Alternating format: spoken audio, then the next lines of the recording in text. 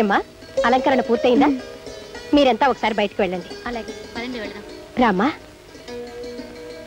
రా తల్లి, కూర్చోమ్మా. చూడు తల్లి, మీ భార్యాభర్తల జీవితానికి ఇది తొలి రోజు. కట్నం కింద ప్రతి తల్లిదండ్రులు సారే చీరా ఇస్తారు. కానీ అంతకంటే విలువైన 6 సూత్రాలు మా అమ్మ నాకు చెప్పింది.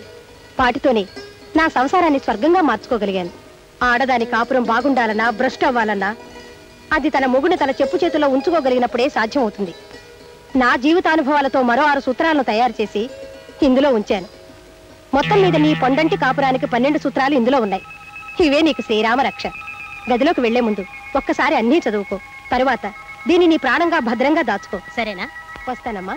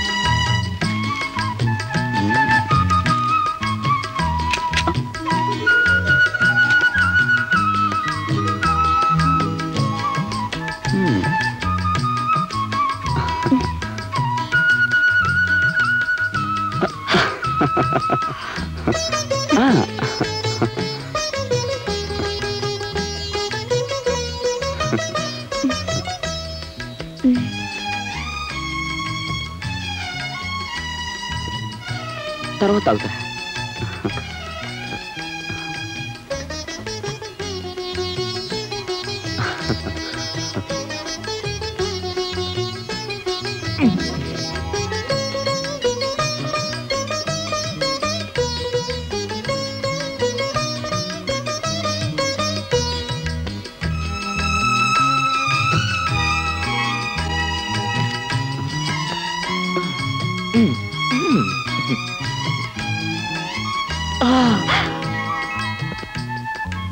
శోభనం గదిలో భర్త సిగ్గుపడకుండా చనువుగా చొరవగా ఉన్నాడంటే అతనికి తప్పకుండా అంతకు ముందు చాలా మంది అమ్మాయిలతో పరిచయం ఉందన్నమాట.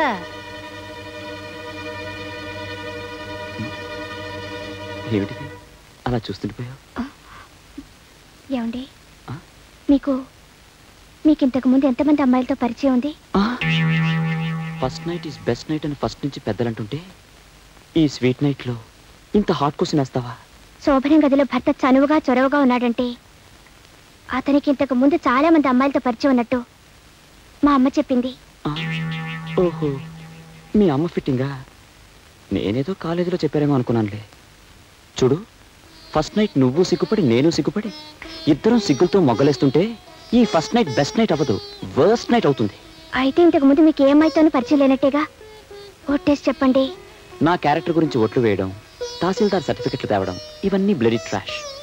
వర్షం గురించి కథ రాసేవాడు వర్షంలో తడుస్తూ రాయనక్కర్లేదు కదా. అవును. అలాగే శోభనం రాత్రి గురించి తెలుసుకోవడానికి పెళ్లికి ముందు శోభన సీనుల్లో పాల్గొనక్కర్లేదు. ఎన్నో సినిమాల్లో శోభన సీన్లు చూపించారు. సినిమాల వల్ల విజ్ఞానం కలకపోయినా ఇలాంటి విషయాలు బాగా తెలుస్తాయి. అర్థమైందా? ఇప్పటికీ నా మాటల మీద నమ్మకం లేకపోతే ఈ కార్యం గదిని క్లాస్ రూమ్ గా మార్చేసి నీకు మాస్టర్ అవుతాం. అమ్మయ్యా, నవ్వేశావు, అదే చాలు. అయ్యో,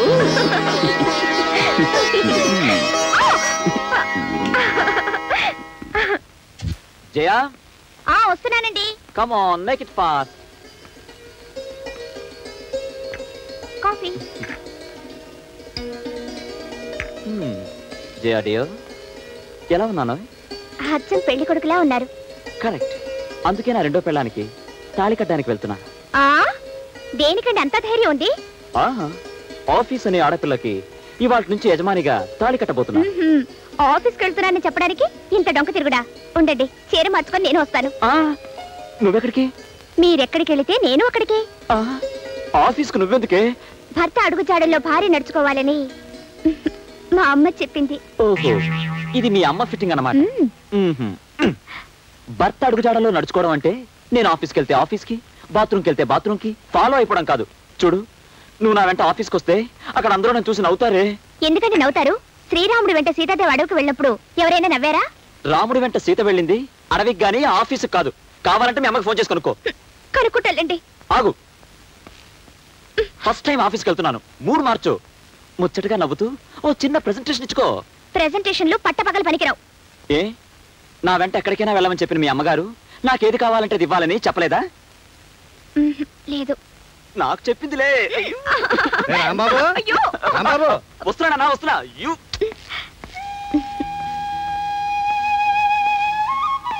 తాతయ్య గారు, మొదటిసారిగా ఆఫీస్కి వెళ్తున్నాను.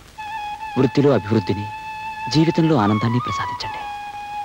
అంచేత మనం ప్రోడక్ట్స్కి రేట్లు పెంచడం వల్ల లాభాలు రాకపోగా డిమాండ్ పడిపోయే అవకాశం ఉందంట. Yes sir. సార్, ఎవరో అమ్మాయి మీకోసం వచ్చారు సార్. పంపించు. రండమ్మా. ఓ లక్ష్మి, నువ్వా? కూర్చో, నేను మిమ్మల్ని తర్వాత పిలుస్తాను. అలాగే సార్. ఏమిటి అలా ఉన్నావు? ఒంట్లో బాలేదా? మా అమ్మకు ఒంట్లో బాలేదు రాము.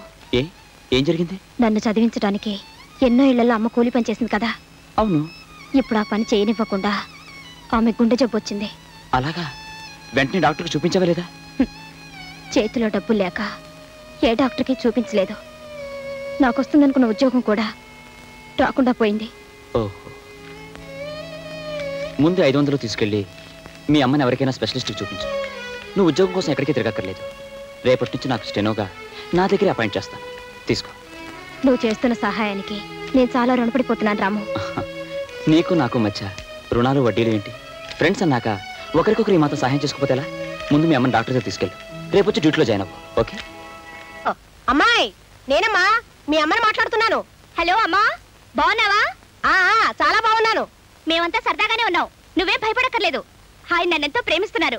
ఏమిటి దిక్కుమాలిన ఫోన్ సరిగ్గా వినపడడం లేదు, గట్టిగా చెప్పు. ఆయన నన్ను ప్రేమతో చూసుకుంటున్నారు. ఏమిటి, ప్రాణాలు తీస్తున్నాడా? ప్రాణాలు తీయడం కాదే, మీ అల్లుడు గారు బాగా ప్రేమిస్తున్నారు. ఎవరిని ప్రేమిస్తున్నాడు? ఇంకెవరిని? నన్నే. నిన్ను కాదే, నన్ను. నిన్నేనా? అయితే పర్వాలేదు. ఆవకాయ పెట్టాను, పంపించమంటావా? వద్దొద్దు, జాడీలో ఉంది గాని మేం తిరుపతికి వెళ్తున్నాం. అలాగే అలాగే. కొండ మీదకి బస్సులో వెళ్ళొద్దు, నడుచుకుంటూ వెళితే 4 జన్మల పుణ్యం వస్తుంది. అన్ని సామాన్లు మోసుకొని ఎవరు నడుచుకుంటూ వెళ్తారే? సామాన్లు నువ్వు మోయొద్దే, అల్లుడు గారే పట్టుకుంటారు. ఆహా, అయితే సరేలే. 1956లో మేము తిరుపతి వెళ్ళినప్పుడు. Hello hello hello hello hello ఈ ముండమప్ప ఫోన్ ఇప్పుడే పడైపోయింది. చిచి,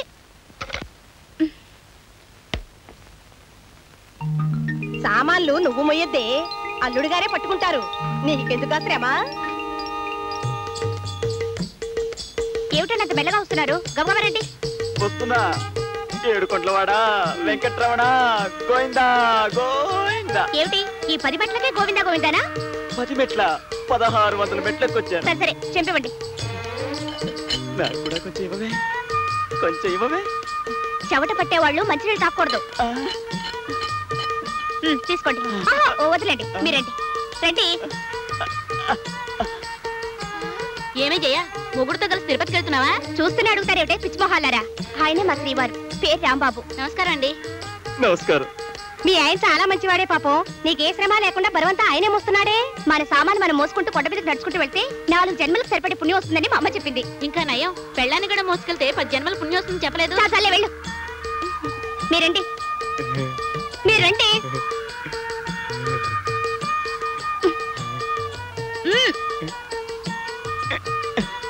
ఏమిటండి వాళ్ళు చూస్తున్నారు? మరేం లేదు. ఆ ఎల్లో చీర కట్టుకుందే, ఆ అమ్మాయికి పళ్ళెత్తుగా ఉంటే. దానికి పళ్ళెత్తైతే మీకెందుకు? దాని పళ్ళు ఊడిపోతే మీకెందుకు? ఎత్తుపళ్ళ ఆడపిల్లంటే నాకు చాలా ఇష్టం. మరైతే నన్ను ఎందుకు కట్టుకున్నారు? పారపాల దాన్ని కట్టుకోలేకపోయారా? రండి రండి.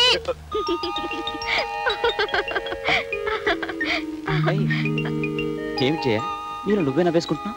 ఏం లేదు. నేను రాత్రి సంగతి జ్ఞాపకం వచ్చిందా? ఇప్పుడు అదేనా? మరేం జ్ఞాపకం వచ్చింది? మనం తిరుపతి